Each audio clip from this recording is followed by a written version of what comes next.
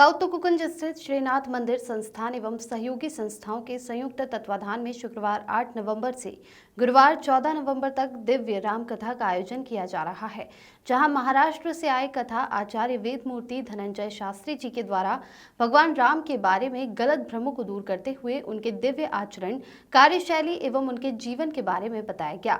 कथा के पहले दिवस शास्त्री जी महाराज ने कहा कि भगवान श्री राम भारत एवं भारतीय संस्कृति के अधिष्ठाता हैं तथा नीति से लेकर आध्यात्म तक सभी जीवन के स्तरों को प्रकाशित करती है। इसलिए प्रभु रामचंद्र जी राम कथा को सुनाना यह अपनी संस्कृति का एक अनिवार्य और आवश्यक भाग है। अत्यंत कष्टी होऊन बसलाय आणि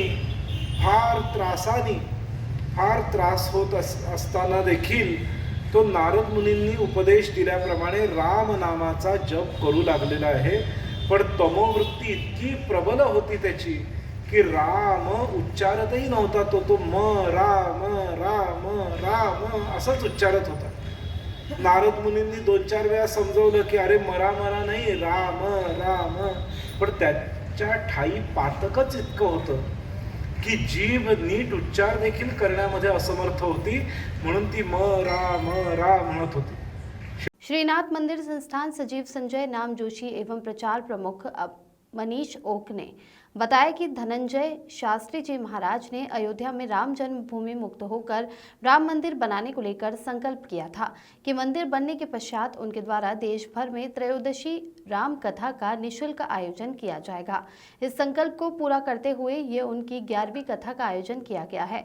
राम जन्मभूमि को मुक्त करने के लिए 500 वर्षों का संघर्ष बहुत ही ओजस्वी रहा है। इसके लिए लाखों हिंदुओं ने अपने प्राण न्यौछावर किए हैं।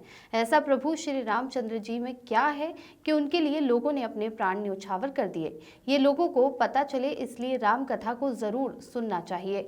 शाम 5 बजे से 8 बजे तक चलने वाली इस कथा का वृतांत मराठी भाषा में सुनाया जा रहा है, जिसे सुनने बड़ी दूर दूर से मराठी भाषी बड़ी संख्या में प्रतिदिन उपस्थित हो रहे हैं।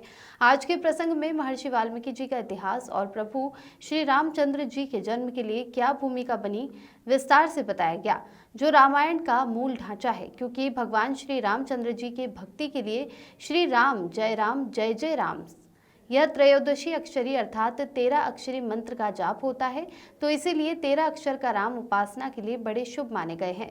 इसलिए 13 राम कथा का संकल्प हुआ।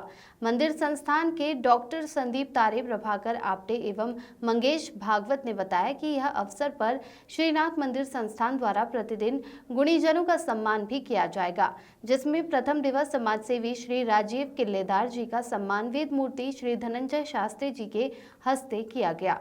Bureau report. ये राम कथा जो है वो 8 तारीख से लेकर 14 तारीख तक 7 दिन चलेगी और वेद मूर्ति वेद शास्त्र संपन्न श्री धनंजय जी शास्त्री जो वसई में है, बम्बई के पास में, उनकी एक परिकल्पना थी कि जब भी अयोध्या में राम भगवान आएंगे तो मैं 12 कथाएं अपने तरफ से पूरे भारतवर्ष में करूँगा। तो उसमें कुछ कथाएं उनकी हो चुकी है और उनकी इच्छा ये थी कि नाथ मंदिर में माधवनाथ महाराज के समक्ष मुझे वो करना है। इसका संकल्प उन्होंने गुड़ी पड़वा के समय लिया था और उसी के कारण आज महाराज जी ने उनको यहाँ बुलाया है और आज से ये राम कथा शुरू हुई है। राम भगवान की उनके प्रसंग जो मुख्य है वो अलग अलग दिन वो बताएंगे। और ये जो आयोजन है ये नाथ मंदिर संस्थान द्वारा भी है और इंदौर के राम मंदिर जो है, प्रमुख राम मंदिर जो है, उनके भी सहयोग से ये कार्य किया जा रहा है। इसके माध्यम से इंदौर के जो गुणीजन है उन गुणीजनों का सम्मान भी हम करेंगे। मराठी में ही ये कथा है, मराठी में ही उनका मतलब वो मराठी में ही करते हैं, भागवत भी करते हैं, गुरु चरित्र का पाठ भी करते हैं, उसके बाद रामायण का है, भागवत का है। ये सभी प्रकार के वो हमेशा महाराष्ट्र में और महाराष्ट्र के बाहर भी करते रहते हैं। विदेशों में भी उनका प्रवचन हो चुके हैं इस प्रकार के। संजय नाम जोशी, सचिव नाथ मंदिर इंदौर। श्री राम, भगवान श्री राम भारत के अधिष्ठाता है, भारतीय संस्कृति के अधिष्ठाता है। भगवान श्री राम की कथा नीति से लेकर अध्यात्म तक सभी जीवन के पहलुओं, सभी जीवन के स्तरों को प्रकाशित करती है। इसीलिए प्रभु रामचंद्र जी की राम कथा को सुनाना ये अपने संस्कृति का एक अनिवार्य भाग है, आवश्यक भाग है और लोकप्रिय भाग है।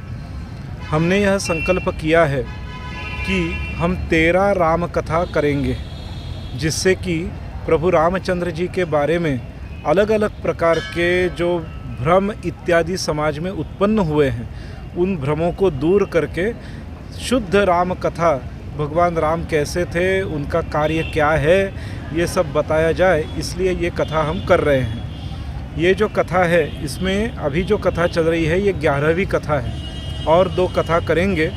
और कथा करने के लिए यही समय हमने इसलिए चुना कि अभी राम मंदिर बन रहा है अयोध्या जी में, तो इस राम मंदिर को बनाने के लिए, राम जन्मभूमि को मुक्त करने के लिए 300 वर्षों तक संघर्ष होता रहा, या ये कहिए कि 500 वर्षों तक संघर्ष होता रहा, जिसमें 300 वर्षों तक का संघर्ष बहुत ही ओजस्वी रहा।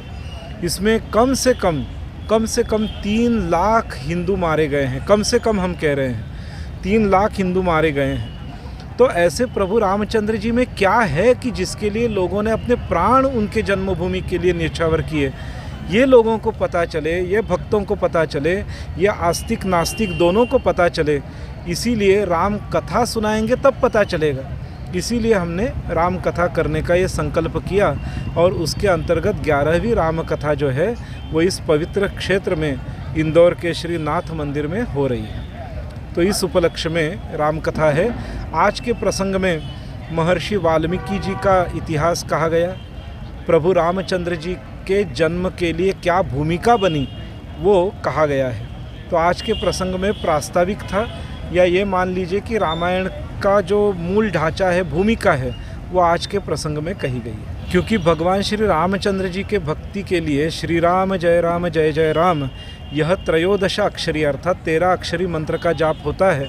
तो इसीलिए 13 अक्षर राम उपासना के लिए बड़े शुभ माने गए हैं, इसीलिए 13 राम कथा का संकल्प हुआ है।